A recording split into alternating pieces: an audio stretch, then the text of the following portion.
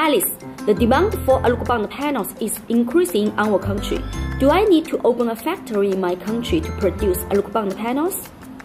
Let me tell you what you will encounter when you open Alucobond panel factory in your country.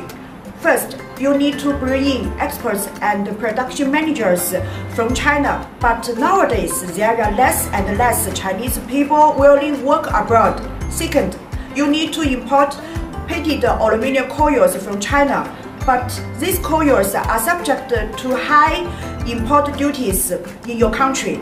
Third, you need to import plastic, adhesive films and protective films from China, which are still subject to high import duties in your country, and the import procedures are very complicated.